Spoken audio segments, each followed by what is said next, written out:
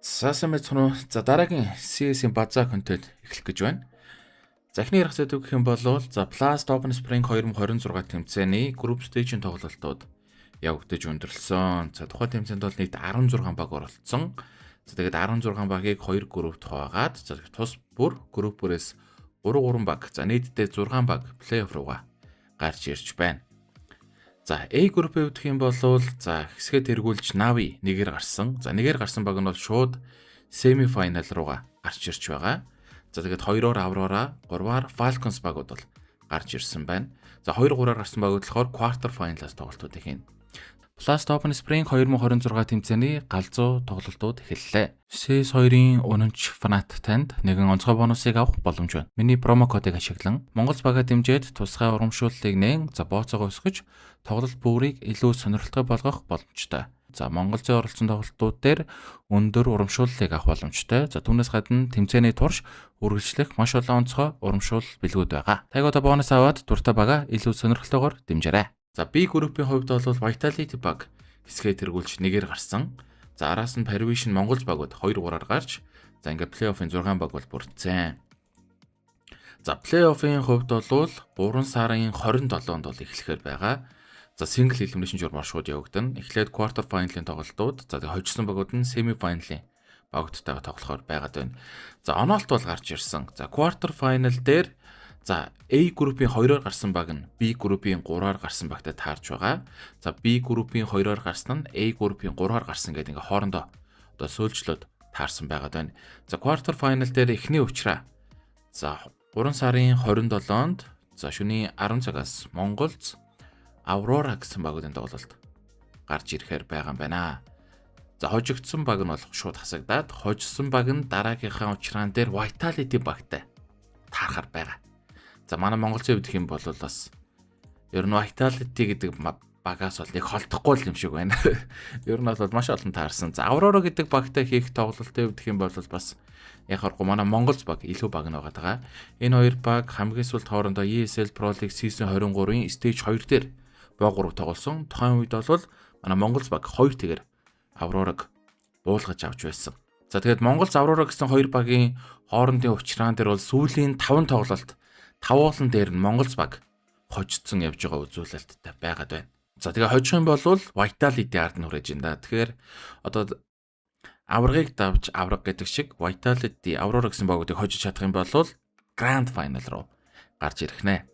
За плей-оффын нөгөө хэсэгт болохоор Pervision Falcons гэсэн багууд quarter final дээр бол таарсан байгаа.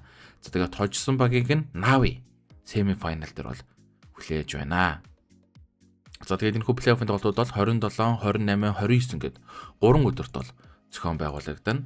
За тэгээд энэ хүү тоглолтууд бол Ahoy Arena-д за тайзан дээр бол болохоор байгаад байгаа. За тэмцээний нийт шагналын сан бол 1 сая 100 мянган долларын шагналын сантай тэмцээн бол байгаад байна.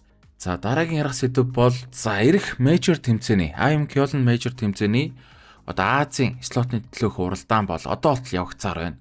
Азийн багуудын хувьд хэм бол бас нэлийн ширүүхэн багуудын хоорондын онооч гэсэн бас нэлийн ойрхон байгаад байгаа. За одоо хэдүүл ингээ Valorant-ыг харах юм бол за Азийн нэгээр бол Монгол баг бол орхон бат болцсон.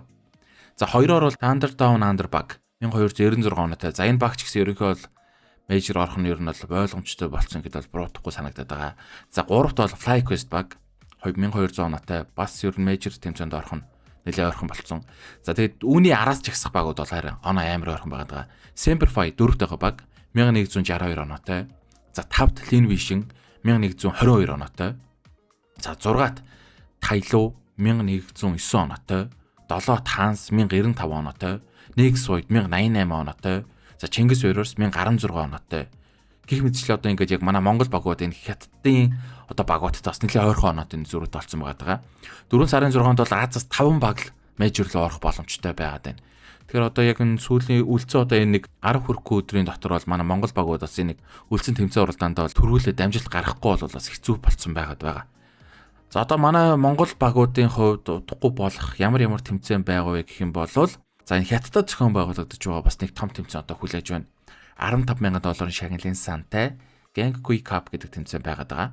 4 сарын 1-ээс 4 сарын 5-ны хооронд зохион байгуулагдана.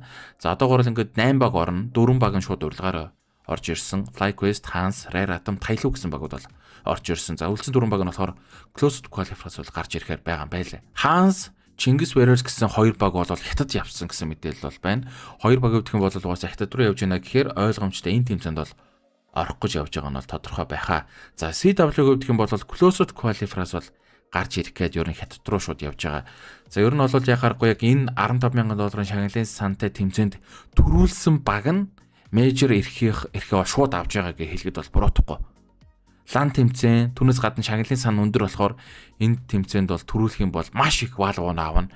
Ер нь баг 200 гаруй вал вон бол нэмээд ороод ирнэ гэж бол хараад байна.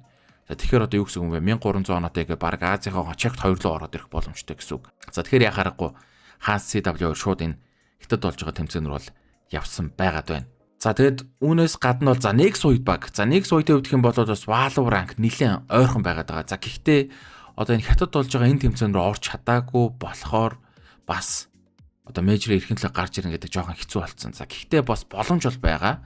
Одоо 5-аар ороод ирэх боломжтой гэх юм уу. За Next Void-ийн орох одоо удахгүй болох тэмцээнүүд гэх юм бол за Mesa Pro Spring тэмцээн удахгүй бас зохион байгуулагдана гэж бол зарлагдсан. За энэ хүү тэмцээн үндсэн шат нь болохоор 4 сарын 1-ээс 4 сарын 4-ний хооронд бол зохион байгуулагдана. За шагналын сангийн хувьд бол яг өмнөх тэмцээнтэйгээ адилхан. Winter нь бол $3,000 шагналын сантай байсан. Тэгэхээр тухайн тэмцээнтэй адилхан болох байх гэж бол бодож байна. За тэгээ нэг Void-ийн хувьд бол энэ тэмцээнд бас төрүүлэх юм бол лан тэмцээн болохоор бас Valve оноо дайжгүй одоо ихсгээд авч болно. За түүнээс гадна PGL Astana-гийн сонгон шалгаруулалт байгаа. За PGL Astana тэмцээн Азийн сонгон шалгаруулалт за East Asia бүсээс манай 3 Монгол баг бол гарч ирсэн байгаа. Hans, Чингис Warriors, Next Void гэсэн 3 баг. За тэгээд энэ 3 баг за тэгээд VTM гэдэг нэг за Вьетнам баг байсан.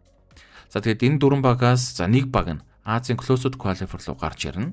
За тэгээд Closed Qualifier руу гарч ирээд ганц баг нь Astana-гийн эрхийг авахар байгаа. За хэрэг тэгээд Next Void баг энэ Astana-гийн лан тэмцээний эрхийг авч чадах юм бол бас Valve оноо дайжгүй нэмээд гараад ирж болно. Онлайн сангуу шалгаруулалт ч гэсэн за тэгээ бүх тоглолтын дээр хожоо гараад ирэх юм бол бас дайжгүй оноогоо ихсэх боломжтой байгаад байна. За тэгээ Next Void-ийн хувьд бол тэгээд одоо энэ үлдсэн Mesa-гийн тэмцээний аврагыг авах хэрэгтэй, Astana-гийн эрхийг авах хэрэгтэй гэсэн энэ хоёр одоо тэмцээн дээр төрүүлж гарч ирж чадах юм бол бас одоо Major-ийн 5 гэдэг байр руу гараад ирэх боломж бол харагдаад байгаа. За тэгээ 4 сарын 6-ны хүртэл манай одоо Hans, Чингис, Next Void гэсэн багууд маань одоо энэ Азийн 4-5 гэсэн слот руу одоо орохын төлөө бас нэлээд ширүүхэн тоглолтуудыг бол хийхээр болж байна. Монголоос гадна ямар Монгол баг гарч ирж чадах вэ гэдэг бас сонирхолтой байгаад байгаа. Ер нь бол энэ хятад Монгол гэсэн багуудын өрсөлдөөн бол жилийн жилд бол болдог. Энэ удаа тэгээд дахиад Монгол баг гарч ирж чадах нүггүй хэвлээ харж л бай да.